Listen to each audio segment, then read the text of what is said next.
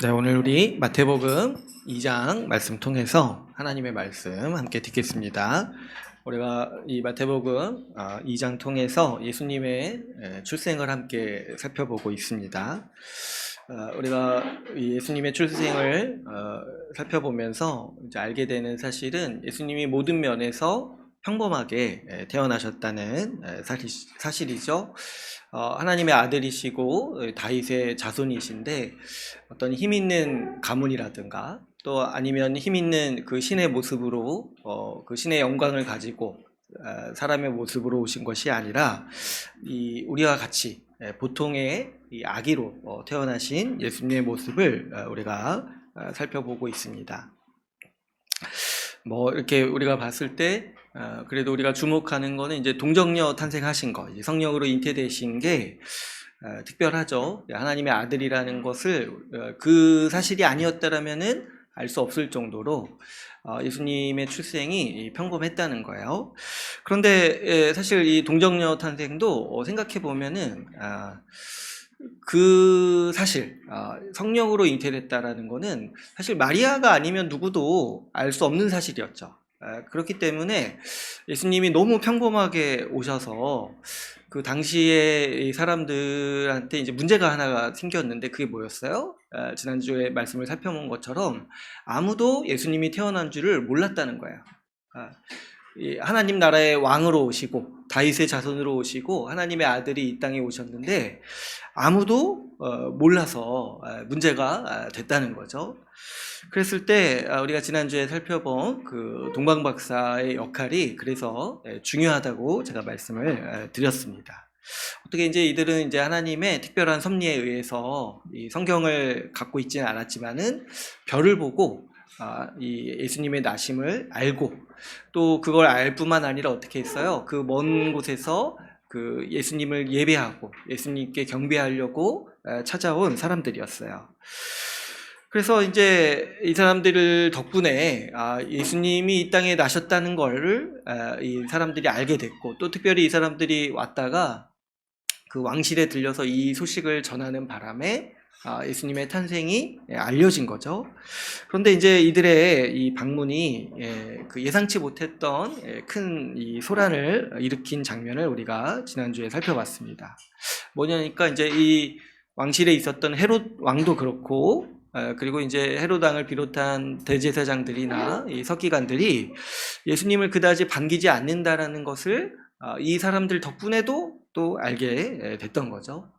특별히 이제 이 헤롯 왕은 오늘도 나오지만은 이 예수님의 탄생을 적극적으로 이제 막으려고 했던 사람이고 이 대제사장과 서기관들은 어때요? 자기들이 이제 말씀을 연구해서 좀 이렇게 자존심이 상할 수는 있을 것 같아요. 언제 태어나는지는 못 맞힌 거 아니에요.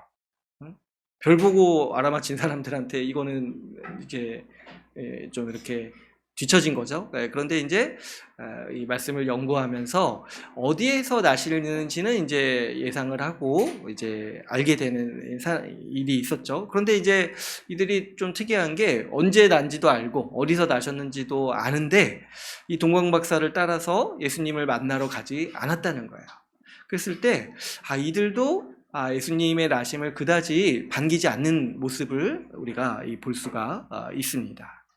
그랬을 때 이제 각자의 사정이 있다고 했어요. 이 헤롯 왕은 자기의 왕권이 흔들릴 것을 염려해서 예수님을 막고자 했지만은 이 유대인들은 이 아기로 나신 예수님이 지금 어때요? 자기들의 기대와 달랐기 때문에 자기들은 이 로마의 압제에서 해방시켜줄 그런 힘 있는 왕을 원했는데 이 아기로 나신 예수님을 보면서 저기 이렇게 힘없는 가정에서 이 아기로 나오신 예수님을 보면서 자신들의 기대와는 다르다고 생각을 했던 것 같아요. 그래서 지금은 좀 긴가민가 하니까 좀 더 지켜봐야겠다 이런 생각을 했던 것 같습니다.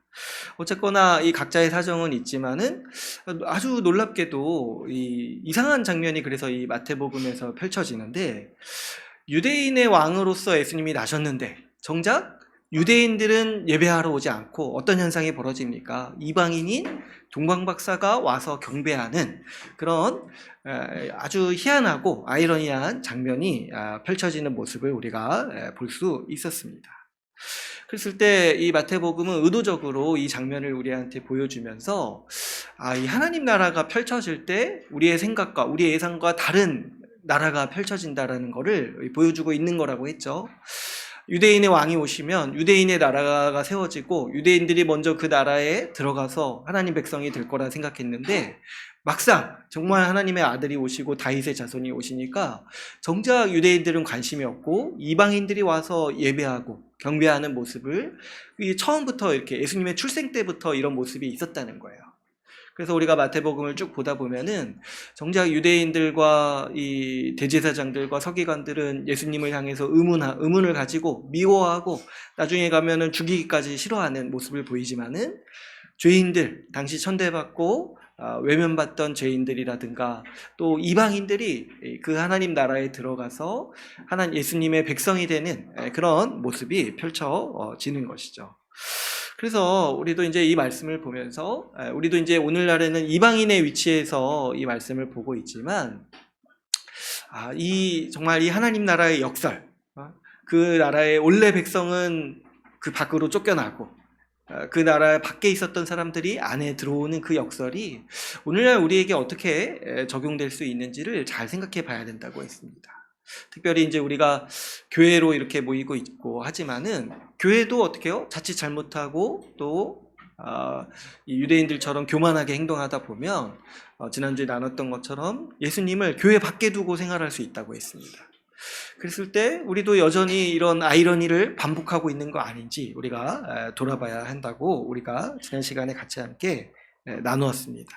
우리도 이 교회를 다니고 예수님을 믿는다 하지만 정작 왕으로 오신 예수님을 경배하지 않고 예배하지 않는 모습으로 살아갈 수 있다는 것이죠. 그랬을 때 오늘 우리가 읽은 본문에서도 그 예수님의 출생을 정말 필사적으로 막으려고 했던 이 사람들의 이야기가 나오는데요. 우리가 이런 일들이 왜 일어나는지를 우리가 같이 함께 살펴보면서 이 말씀을 통해서 우리가 어떻게 예수님을 바라봐야 할지를 같이 함께 또 오늘 나누고자 합니다. 오늘 본문 말씀을 보면은 이제 이 동방 박사가 돌아간 뒤에 이제 그 요셉이 꿈을 꾸는데 이 천사를 통해서 이제 경고를 받죠. 그 헤롯이 그 아기의 목숨을 노린다라는 이 경고를 받고 그 어디로 가죠? 애굽, 이집트로 이제 피신을 갑니다. 그래서 이제 15절에 보면은 헤롯이 죽기까지 거기에 있었다라고 이렇게 말하고 있습니다. 그러니까 이제 요셉과 마리아가 아주 참 힘든 삶을 산 거죠. 뭐 이렇게 어린 아기 키우신 가정들도 우리 교회에 많이 있는데 아기 낳자마자 이 터전을 버리고 해외로 도피하는 그런 이제 생활을 할 수밖에 없었던 거예요. 그런데 이제 이 헤롯이 아주 상상 이상으로 철저한 사람이라는 게 이 14절부터 16절부터 이렇게 보면은 또 알 수가 있는데요. 이 동방 박사가 자기에게 알리지 않고 본국으로 돌아갔다라는 사실을 이제 나중에 알고 분노했다라고 말하고 있습니다. 근데 이제 보통 사람 같았으면 그냥 분노하고 끝나는데 이 사람은 어떻게 해요? 그 지역의 아기들을 다 죽이는 이런 이제 아주 잔인한 짓을 벌이는 거죠. 특별히 이제 16절을 보면은 이 동방 박사가 알려준 그때를 기준으로 2살부터 해가지고 그 아래로 다 죽였다는 거예요. 근데 이제 왜 2살 아래로 죽였을까? 그죠? 좀 이상하지 않습니까? 이렇게 철저한 사람이 동방 박사에게 속았다는 사실을 2년 뒤에 알 리가 없잖아요. 그죠? 동방 박사한테 속았다는 거를 보통 한 몇 개월 지나면 알게 될 거 아닙니까? 안 오니까. 그런데 그러면 어디서 났는지도 알고, 언제 태어났는지도 알잖아요. 동방 박사가 온 시점 그 즈음에서 태어났으니까. 그런데 구태여? 그러면 이제 그때 그 달에 태어난 아이를 다 죽이면 되는 건데 이런 것까지 제가 생각할 필요는 없었을 것 같은데 아무튼 근데 구태여 2년까지 기간을 늘려가지고 2살까지 다 죽인 거예요. 그러니까 이 사람이 얼마나 철저한 사람인지. 그러니까 아무래도 이제 그때 당시가 인구 조사 이런 게 막 철저하고 그런 시기가 아니니까 착오가 있을 거라고 생각을 했던 것 같아요. 그러니까 그 착오 때문에 이 불행의 씨앗 예수님을 좀 자기가 이렇게 좀 생각하기가 싫어해가지고 아주 철저하게 그 싹을 잘라버리려고 그 2년의 시간을 이렇게 터울로 둬가지고 2년 사이에 태어난 아이들을 다 죽였다는 거예요. 그러니까 이제 얼마나 잔인하면서도 이 철저한 사람이고 얼마나 이 사람이 예수님의 출생을 정말 철저하게 막고자 했는지를 우리가 엿볼 수 있는 대목이죠. 그러니까 이제 이렇게까지 하는 이유가 뭐가 있을까 생각해 볼 때, 우리가 지난 시간에 이제 이 헤롯의 이 배경을 제가 이제 말씀을 드렸었죠. 이 헤롯은 이제 지난주에도 나눴지만은 이 태생이 유대인이 아니었다고 했어요. 이 에돔 사람인데 유대교로 개종한 집안의 이 사람이었던 거예요. 근데 이제 어떻게 하다 왕의 자리까지 올랐냐니까, 그거는 이제 당시 그 이스라엘의 그 복잡한 이 권력 다툼이 있었어요. 우리가 그래도 조금 자세히 알 필요는 없지만 우리가 이 단면을 본 적이 있는데, 언제냐면 그 다니엘서에 보면은 우리 이 이스라엘이 그 안티오쿠스 4세에 속해 있었잖아요. 그 지배를 받았잖아요. 그러다가 이제 제가 그때도 말씀드렸지만은 그 독립을 했다고 했어요. 마카비라는 그 형제에 의해서 안티오쿠스 4세에서 독립을 해서 마카비 왕조를 세웁니다. 그런데 그 왕조가 지속되는 게 아니라 그 안에서 이제 좀 지나면서 권력 다툼이 일어난 거예요. 권력 다툼이 일어나서 이제 서로 뭐 두 파로 갈라져서 이렇게 싸우게 됐는데, 그 과정에서 이 사람들이 또 어떤 짓을 했냐니까, 너무 자기들끼리 싸우니까 이게 서로 힘이 비등비등하니까 결론이 안 나는 거예요. 그래가지고 어떻게 했냐면 로마 제국의 도움을 요청했어요. 그 한파가 로마 제국의 도움을 요청했어요. 와서 나를 도와주면은, 나를 왕으로 세워주면 우리가 로마에 충성하겠다. 이렇게 이제 한 거예요. 그래서 이제 그 로마 제국의 아주 유명한 장군, 그 폼페이우스라고 들어보셨는지 모르겠는데, 폼페이우스 장군이 그 유대까지 진출을 해가지고 유대를 점령을 한 다음에 이 자기의 보호국으로 삼고 이래 돌아갑니다. 근데 이제 그래서 그때부터 이제 로마에는 유대인들의 포로도 있고 유대인 가문의 유력한 사람들이 이제 로마에 가서 로비를 했던 거예요. 그러니까 로마의 결정에 따라서 이제 유대의 통치자가 결정이 되니까. 근데 이제 그 시절에 로마에서 로비를 가장 잘했던 사람이 이 헤롯이었던 겁니다. 헤롯. 근데 이제 로비를 뭐 어떻게 했겠습니까? 뭐 결국에 돈이죠, 돈. 자기가 왕이 되면은 뭐 로마에 돈을 얼마 주겠다. 그리고 지금 얼마 돈을 주겠다. 이런 식으로 해가지고 로마에 의해서 이 유대 땅에 이스라엘의 왕이 된 사람이 바로 이 헤롯이었던 거예요. 그러니까 이제 유대인들 입장에서 보기에는 이제 얼마나 정말 보기 싫은 사람이겠습니까? 태생도 다윗 자손도 아니고 뭐 대제사장 계열도 아니고 마카비 계열도 아닌 거예요. 그리고 이방인인 거예요. 이방인. 그리고 이제 에돔 족속은 구약에서도 보면은 그 유대인들과 어떻게 보면 원수 관계였던 민족이에요. 그렇기 때문에 굉장히 그 신분 자체도, 이 출신 자체도 유대인들이 혐오할 만한 출신이었고, 더군다나 그 왕이 되는 과정도 어때요? 그 로마의 윗김에 의해서 이제 왕이 됐잖아요. 그러니까 이제 유대인들 보기에는 로마의 지배를 받는 것도 서러운데, 그 로마인들이 꽂은 왕, 헤롯이라는 인식이 있어서 이 헤롯 왕을 굉장히 싫어했던 거죠. 그러니까 이 헤롯 왕은 어떻습니까? 이 헤롯 왕이 그 예수님의 출생을 철저하게 막으려고 했던 이유가 이런 배경이 있었던 거죠. 이 헤롯은 이제 구약의 메시아, 약속된 메시아 이런 거 안 믿는 사람이에요, 기본적으로. 그럼에도 이 유대인의 왕으로 오셨다라는 것을 아주 민감하게 반응하는 이유가 뭐겠습니까? 이 예수님 때문에 자기 왕권이 흔들릴 것에 대해서 염려했다는 거예요. 그러니까 뭐 아기로 온 이 아기가 무서운 게 아니라 이 아기를 사람들이 어떻게 받아들일까가 무서웠던 거예요. 그러니까 이 그토록 구약이 염원했던 메시아가 왔다는 소식을 들으면 유대인들이 자기를 지금도 싫어하는데 반란이 일어나지 않을까? 또 자기 입지가 더 흔들리지 않을까? 그런 것들을 이제 염려했던 거죠.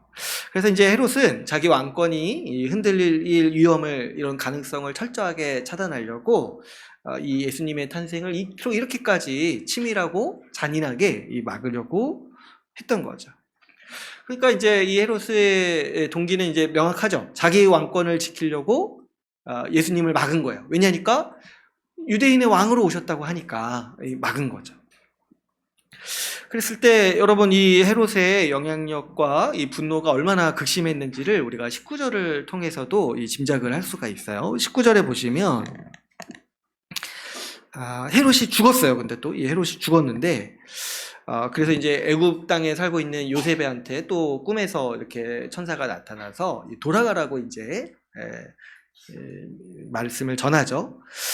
그런데 이제 그 요셉의 반응을 보니까 22절에 보니까 이제 다시 이제 돌아왔어요. 이스라엘 땅으로 이제 다시 돌아왔는데 그 헤롯의 아들이 다시 왕이 됐다는 소식을 듣고 이 요셉이 어때요? 그 유대 땅에 있기를 이제 두려워했다는 거예요.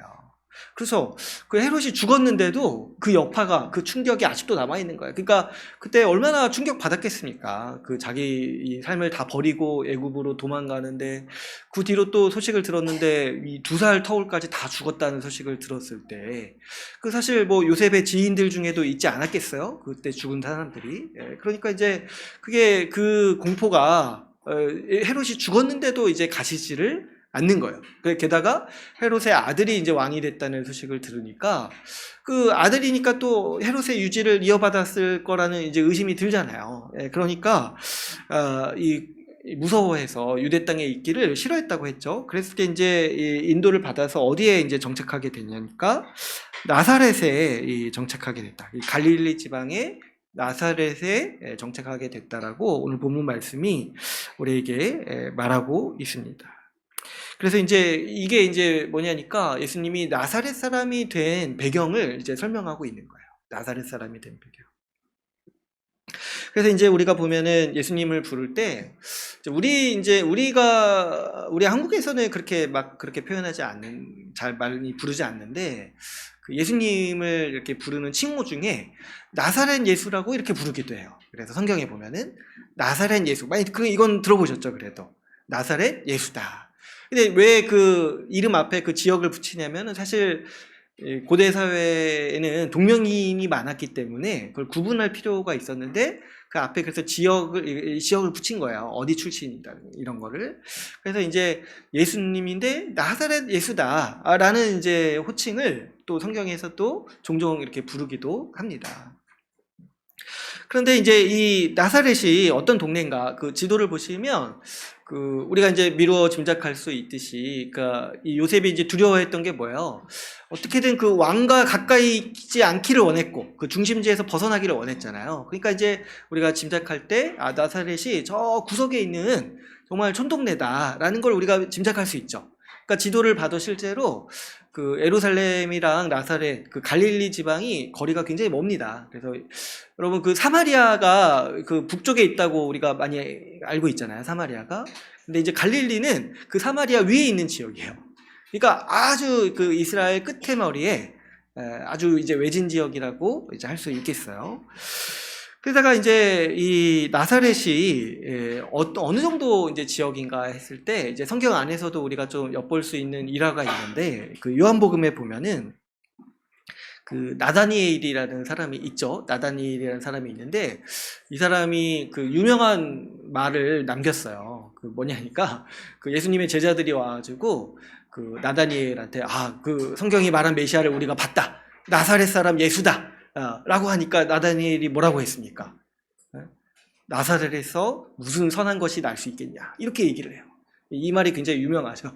그래서 우리가 뭐 많이 재미로 많이 이렇게 쓰기도 하는데 아무튼 그렇게 말할 정도로 나사렛이라는 동네는 그 당시에 이런 이미지였던 거예요. 굉장히 질이 안 좋은 동네, 그런 이미지를 가지고 있었던 거예요.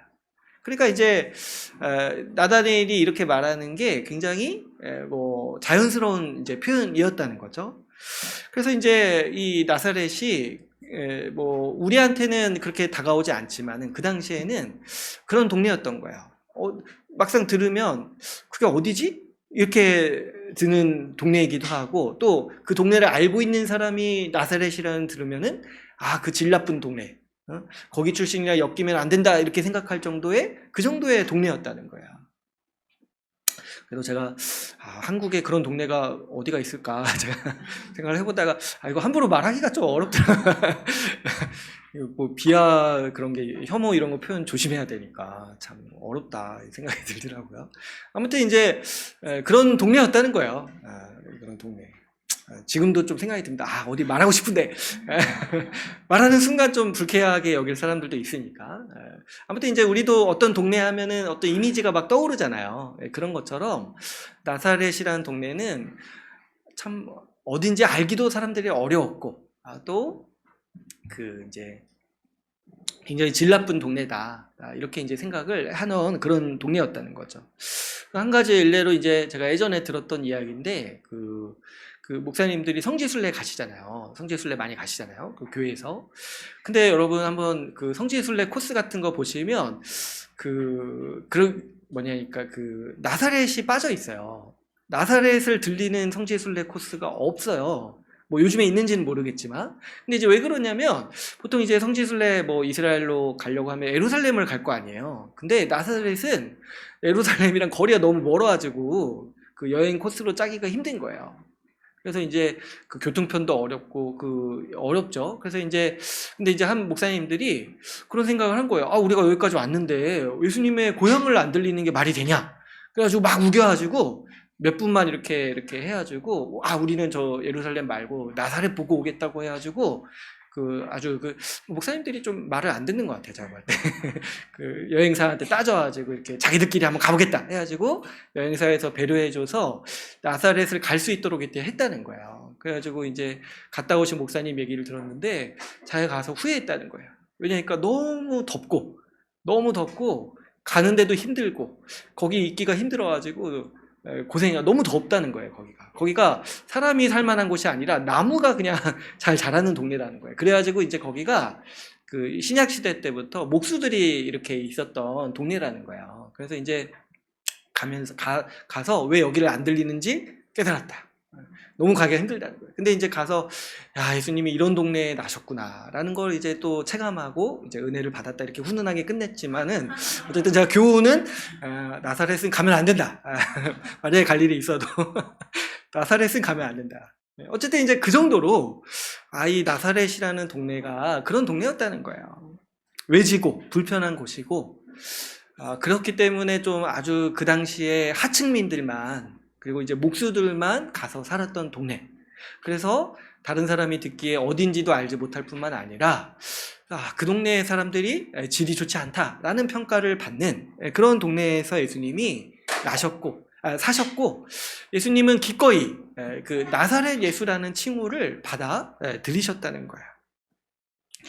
그랬을 때 이게 이제 굉장히 놀랍죠. 예수님은 기꺼이 이 동네 출신이 되셨다는 거예요. 기꺼이. 그래서 자기 이름에 그 나사렛이라는 동네를 붙이셨어요. 그래서 오늘 본문에도 보면은 나사렛 사람이다. 나사렛 예수가 되셨다는 것이죠. 그랬을 때 우리는 또 아주 정말 참 어떻게 이렇게까지 해야 될까 싶을 정도의 아이러니를 이제 또 여기서 또 보게 되는 거죠. 어떻게 하나님 나라의 왕으로 오신 예수님이 이런 수모를 겪으셔야만 하는가? 헤롯의 그 박해를 피해서 도망 다니셔야만 했고, 그 공포 때문에, 그 헤롯이라는 사람의 공포 때문에 헤롯이 죽어서도 그 나사렛이라는 그 당시 천대받던 동네에 숨다시피 하면서 예수님이 지내셔야만 했고, 나중에 그 성인이 되셔서도 나사렛 사람이라는 그 불명예스러운 그런 칭호를 받으셔야만 했냐는 거예요. 여러분 그 요셉과 마리아도 한번 이렇게 생각을 해보시면은 이 상황을 어떻게 받아들이고 이해할 수 있었을까요, 여러분? 제가 이제 출생 때부터 나누고 있는데 사실은 이 동정녀 마리아에게서 나셨다는 것, 성령으로 잉태되셨다는 것도 둘 다 받아들이기 굉장히 어려운 하나님의 일이었는데 그걸 이렇게 어찌어찌 믿음으로 그래 그 하나님 아들이 오셨구나 하고 그 믿음으로 이렇게 받아들였어요. 그런데 여러분 이제 한번 생각해 보시면 그래도 하나님의 아들이 오셨고 다윗의 자손이 이렇게 우리한테 오셨다고 했을 때 요셉과 마리아가 그래도 이렇게 좀 뭔가 기대할 만한 것들이 있지 않았겠습니까? 이 아기를 통해서 뭐 부귀영화까진 바라지 않아도 이 아기를 통해서 우리도 뭔가 그래도 좀 큰 영광을 볼 것이라는 것에 대해서 좀 기대하고 그러지 않았겠어요? 그쵸? 그렇잖아요. 그 부모님들이 그래도 뭐 아기를 통해서 뭐 부귀영화까지는 아니더라도 기대는 하잖아요. 그래도. 하다못해 뭐 자기 아기가 뭐 영재라고 하면은 부모님들이 막 기대해가지고 투자도 많이 하고 그렇게 하잖아요. 마찬가지로 그 요셉과 마리아도 하나님의 아들이 나셨다고 하고 또 성령으로 잉태되신 거를 마리아는 또 아니까 얼마나 또 기대하는 마음이 있었겠어요. 그러다가 또 어때요? 그 지난주에 봤던 것처럼 그 동방 박사가 이렇게 예배하러 왔을 때 얼마나 놀랐겠습니까? 그 난생 처음 보는 사람이 와가지고 각종 보물을 이렇게 드리고 경배하고 절했을 때 마리아랑 요셉이 얼마나 깜짝 놀랐겠어요. 자기들은 절 안 했을 거예요, 그때까지. 그죠? 근데 이제 동방 박사가 절하는 거 보면서 아마 뒤늦게 절했을 가능성이 큽니다.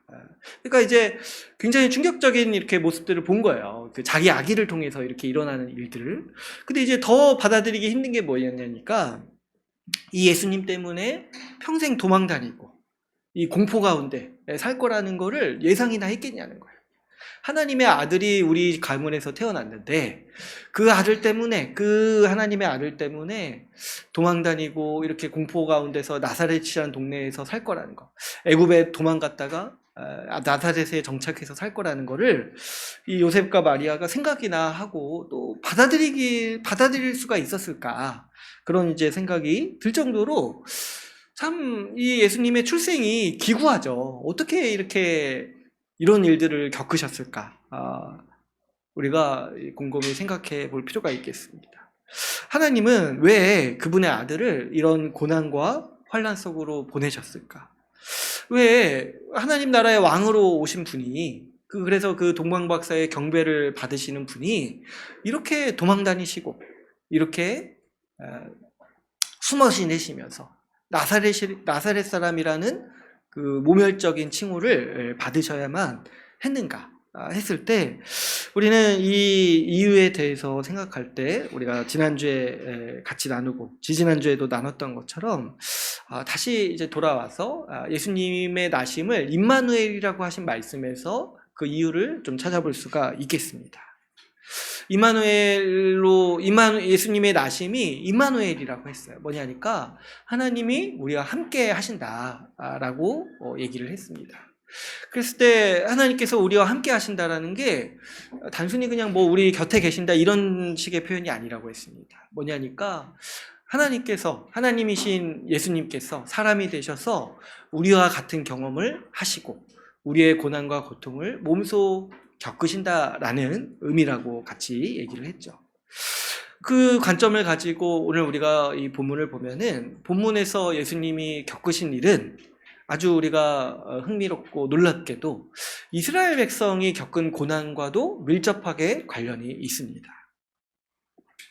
그렇죠, 여러분. 이스라엘의 역사를 볼 때 이스라엘도 그 구약 시대 당시에 그 애굽으로 피난을 갔죠.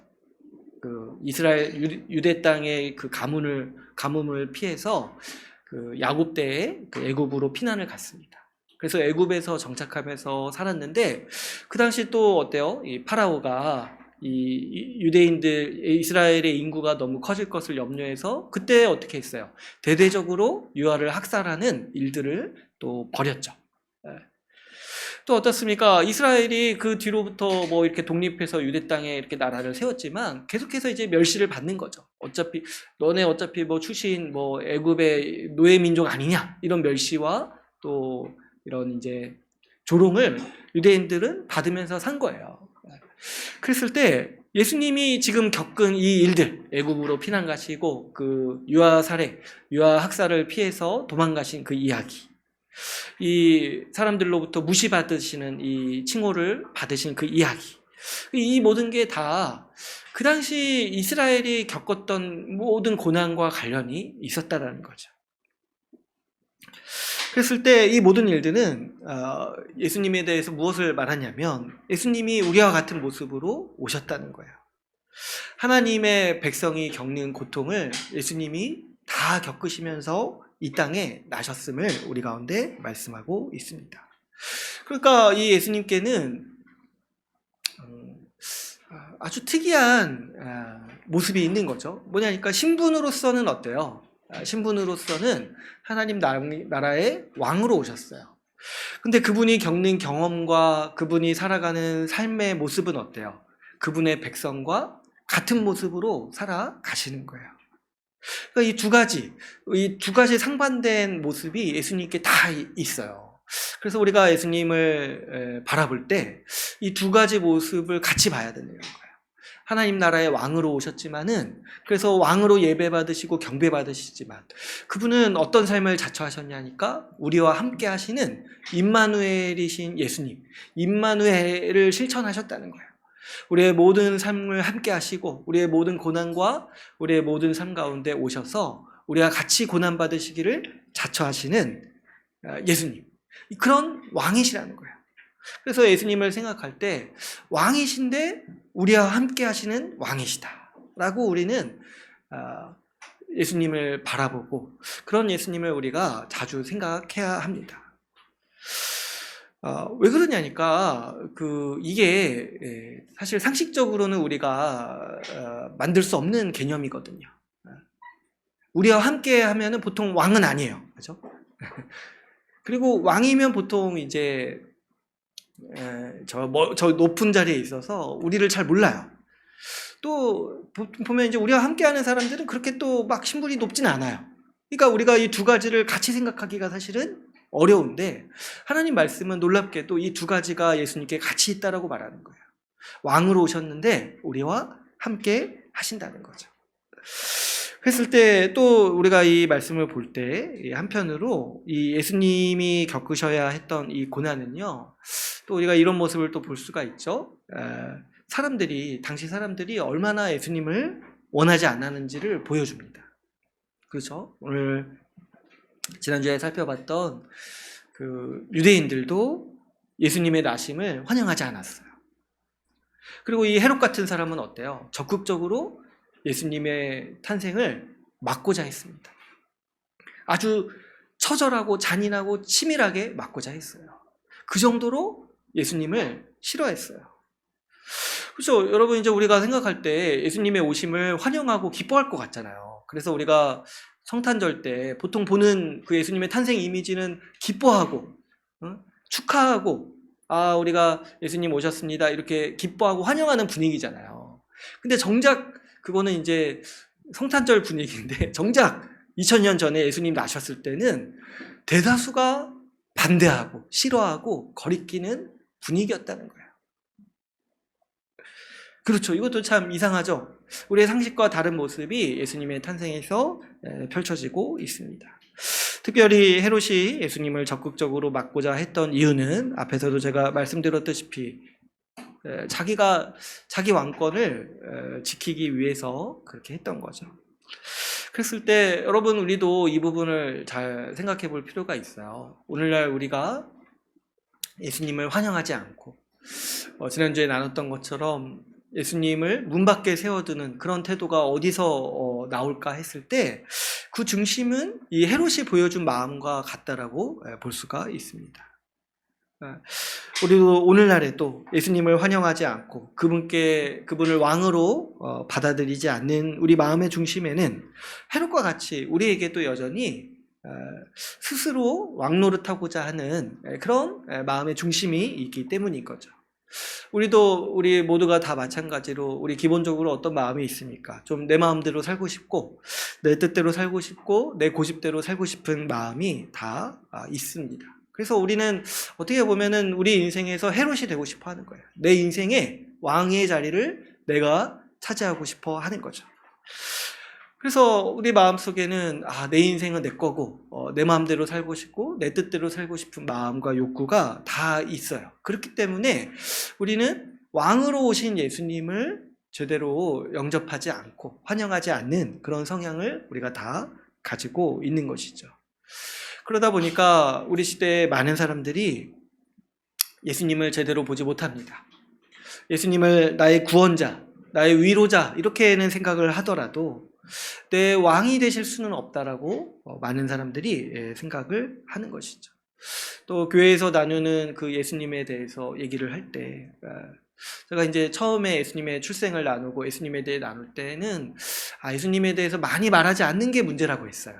그런데 또 뭐도 문제가 되냐면 예수님에 대해 말하면서도 예수님을 총체적으로 말하지 않는 것도 문제가 돼요. 뭐냐면 예수님을 우리의 구원자로는 말하고 예수님을 우리의 어떤 뭐 위로자, 뭐 심지어는 친구라고까지는 이렇게 말하지만 왕으로는 말하지 않는다는 거예요. 우리의 왕으로서 예수님이 오셨다. 이렇게 말하지 않는 그런 풍토가 우리 가운데 만연한 것이죠. 그러나 분명히 우리가 말씀을 통해서 좀 이 헤롯을 반면교사 삼아서 우리가 말씀을 나누자면은, 여러분, 예수님을 왕으로 받아들이거나 왕으로 말하지 않는 가르침은 거짓 가르침인 거예요. 왕으로 오신 분을 우리가 보고 예배하라고 예수 십자가 복음은 말하는데, 그것을 교묘하게 회피해서 왕 대신 예수님이 아니라 그저 우리의 위로자가 되시고 우리의 구원자가 되시고, 그래서 예수님을 그냥 의지하자, 예수님을 믿자, 이 정도로 끝나는 것은 잘못된 가르침이라고 할 수가 있습니다. 우리가 그래서 이런 메시지에, 이런 또 풍토에 오랫동안 노출되다 보면은 자연스럽게 어때요? 우리가 예수님을 왕으로 믿지 않는 거야. 근데 뭐 예수님을 믿습니까? 말하면 다 믿는다고 말해요. 그러나 예수님을 왕으로 예배하고 경배하고 그분의 말씀을 따라 살려고 하지 않는 것이죠. 그랬을 때 이런 게 뭐냐니까 거짓 믿음이라는 거예요. 거짓 믿음. 예수님을 구원자로는 받아들이지만은 왕으로 받아들이지 않는 태도. 이것이 바로 성경에서 많이 얘기하는 이 거짓 믿음의 모습이라는 거예요. 여러분, 우리가 이런 모습에 대해서 경계하고 또 자기를 살필 필요가 있겠습니다. 자기 마음대로, 자기 고집대로 자기 삶을 통제하고 싶은 마음이 큰 사람은요, 교회를 아무리 오래 다녀도 예수님 앞에 엎드리질 않습니다. 이런 태도는 오늘 우리가 본 것처럼 이 헤롯이 예수님을 이제 죽이려 했잖아요. 근데 뭐 거기까지는 아니다 할지라도 기본적으로는 헤롯의 마음인 거예요. 왜 예수님을 왕으로 받아들이지 않냐니까, 결국에 그 마음 중심에 뭐가 있는 거예요? 내가 왕이 되고 싶어서, 내가 내 인생의 왕으로 살고 싶기 때문에 예수님의 왕되심을 부인하고 받아들이지 않으려고 하는 것이죠. 그러나 여러분, 우리가 예수 십자가 복음을 생각할 때 예수 십자가 복음은 예수님이 우리의 왕으로 오셨다라고 말하는 소식입니다. 그래서 이렇게 말씀하시는 분도 있어요. 원래 복음이라는 단어는 이제 헬라 문화권에서는 왕이 즉위했다라는 소식이라는 거예요. 새로운 왕이 즉위했다는 소식을 가리켜서 유한겔리온, 복음이라고 불렀다는 거예요. 원래 고대 때부터. 그러니까 원래부터 우리가 복음이라고 부르는 말은 이렇게 볼 수 있는 거예요. 예수님이 우리의 왕이시다라는 소식이라는 거죠. 그러니까 복음의 골자는 십자가에서 죽으신 예수님이 우리의 왕이 되셨다라는 소식이라는 것이죠. 그렇게 여러분, 우리가 복음을 믿는다라는 것은 우리를 위해서 죽으신 그분이 우리의 왕이시고, 그 왕께 합당한 예배와 합당한 믿음을 갖추고 합당한 예배와 합당한 순종을 드리는 것이 우리 믿는 사람의 삶이라는 거죠. 그래서 지난주에 우리가 그 동방 박사가 예수님이 왕이라고 생각했기 때문에 어떻게 했습니까? 그 먼 거리를 마다하지 않고 찾아와서 그 앞에 엎드리면서 자기들이 가져온 모든 보물을 다 드리고 떠나잖아요. 그런 것처럼 우리도 예수님을 왕으로 생각할 때 우리가 예수님께 합당한 경배와 예배를 드리고, 또 예수님도 말씀하시죠. 누구든지 나를 믿는 자가, 나를 주라고 부르는 자가 천국에 들어갈 것이 아니라 내 뜻대로 행하는 자가 천국에 들어간다. 왜 그렇습니까? 천국은 어떤 세상이냐니까 예수님이 왕으로 다스리는 세상일 거예요. 그런데 예수님 말씀대로 살지 않는 사람이 어떻게 천국 백성이 되냐는 거예요. 천국의 왕을 무시하고 사는데. 그래서 우리가 이 복음을 온전히 이해하는 거, 믿음이 뭐냐니까, 믿음이라는 거는 내가 내 인생의 주인이고 왕이 아니라 나를 위해서 죽으신 예수님이 내 인생의 주인이고 왕이심을 믿는 태도가 바로 참된 믿음의 모습이라고 알 수가 있겠습니다. 그래서 여러분, 우리가 오늘 이 헤롯의 모습을 보면서 헤롯 이거 너무하네. 참 어떻게 이렇게 사람이 잔인하지? 이렇게 생각하고 넘어가지 말고 헤롯이 내 안에 있을 수 있겠구나. 내가 헤롯 왕과 같을 수 있겠구나.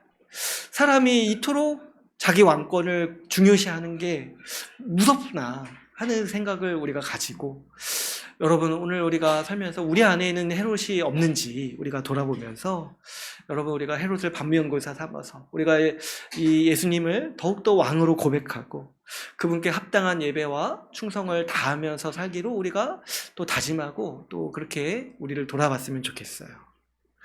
또 여러분, 또 한 가지 우리가 앞에서도 나눴지만은, 이 예수님을 왕이라고 부르면은 또 어떠냐면 사람들은 심정적으로 거리감을 느껴요. 그래서 이제 예수님을 우리가 이렇게 소개하고 묘사할 때 보면은 예수님을 왕이라고 잘 소개 안 해요. 이렇게 성경 동화라든가 이런 걸 잘 보면은 굉장히 예수님을 친근하게 그립니다. 친근하게. 그래서 이제 이렇게 예수님 우리의 구원자 되시고, 위로자 되시고, 치유자 되시고, 근데 심지어는 친구처럼 묘사하는 그런 것도 있죠, 막 이렇게.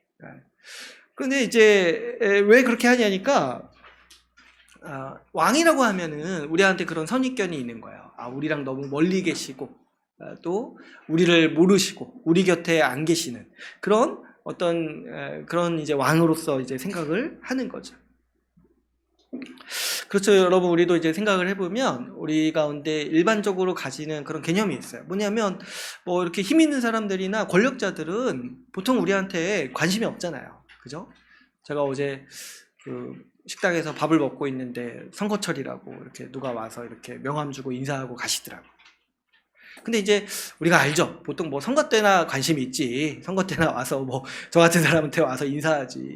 선거 끝나면 관심이나 있겠습니까? 찾아오겠습니까? 선거 때나 돼야지 좀 저한테 찾아오기도 하고 그러죠. 그러니까 이제 우리가 보통 생각할 때 권력을 가지고 더 높은 사람은 우리 같은 사람의 인생에 관심이 없고 찾아오지도 않는다는 거예요. 그랬을 때 우리가 이제 좀 또 오해할 수 있는 지점이 뭐냐니까, 왕은 우리한테 관심이 없다. 좀 이렇게 권력자는 우리한테 관심이 없다. 나와 상관이 없다. 이런 생각을 우리가 많이 하고, 은연중에 우리는 그런 이미지를 가지고 있어요. 그래서 이제 저 높이 계신 하나님, 저 높이 계신 왕, 이렇게 얘기를 하면은 사람들은 좀 나와 상관없는 분으로 이렇게 생각을 한다는 거예요. 그래가지고 이제 이런 이제 이미지들을 우리가 갖다 보니까, 이제 옛날에 이제 카톨릭에서는 그런 이제 전략을 폈다는 거죠. 예수님, 왕이신 예수님, 하나님 하면은 이제 사람들한테 잘 어필이 안 되니까 우리가 마케팅 기법으로 마리아를 사용하자. 마리아. 친근하잖아요. 엄마 마리아, 성모 마리아 해가지고 그때부터 성모 마리아를 민 거예요. 카톨릭에서. 우리와 가까이 계시는 신성 해가지고 이렇게. 그러니까 이제 사람들이 왕은 너무 멀리 계시고 하나님은 저 위에 계시는데 엄마 마리아는 사람이시고 우리가 가까이 계시니까 성모 마리아를 이렇게 의존하는 거예요. 그래서 부작용이 이제 지금도 예수님을 안 찾고 성모 마리아를 찾고 있는 거예요. 근데 이제 사실 얼마나 어리석습니까? 말씀대로 하지 않고 말씀을 모르니까 하나님이 어떤 분이신지를 볼 수가 없는 거예요. 여러분, 오늘 본문에 보면은 예수님이 왕이신데 어떤 왕이시라고 우리 가운데 가르치고 있습니까? 우리와 함께 계시는 왕이시다. 우리와 함께 계시는 왕이시다. 예수님은 이 땅에 오셔서 우리가 겪는 모든 경험을 다 겪으셨습니다. 오늘 본문에서 말씀하시듯이 자신의 백성이 겪은 모든 그 고난과 고통을 예수님은 통과하세요. 애굽으로 피신해야만 했고 이방 땅에서 종살이해야만 했던 그 고통, 그 권력자의 압제와 박해 가운데서 생명의 위협을 받아야만 했던 그 고통, 겨우 독립했더니 열방의 무시를 당해야만 하는 그 모멸감, 그 모든 고통과 고난을 예수님은 다 짊어지십니다. 그래서 그걸 아예 자기의 이름으로 택하시죠. 나사렛 예수라고 불리기를 원하셨습니다. 가장 높으신 왕, 하나님 나라의 왕께서 가장 낮은 사람으로 오셨습니다. 이 땅에서 가장 존귀하고 높은 위치에서 사람으로 태어나실 수 있었음에도 불구하고 아기의 모습으로 오시면서 기꺼이 나사렛 사람 예수님이 되셨다는 거예요. 그렇게 이 말씀이 우리에게 증거하는 그 예수님, 하나님의 아들이신 이 예수님은요, 우리에게 참 좋은 분이라는 거예요. 그분은 만물을 다스리시는 왕이실 뿐만 아니라 우리를 잘 아시고 우리와 함께 하시며 우리의 고통과 고난을 같이 함께 겪으시는 그런 예수님이라는 거예요. 이거를요, 여러분, 복음을 통해서만 알 수 있는 거예요. 하나님의 말씀, 십자가 복음을 통해서만 알 수 있어요. 누가 이런 왕을 상상이나 할 수 있겠습니까? 누가 이런 하나님의 아들을, 그런 신을 상상이나 할 수 있겠어요? 어떻게 하나님의 아들이시고 왕이신 그 하나님께서 우리와 같은 고난을 겪으신다라고 상상이나 할 수 있겠어요?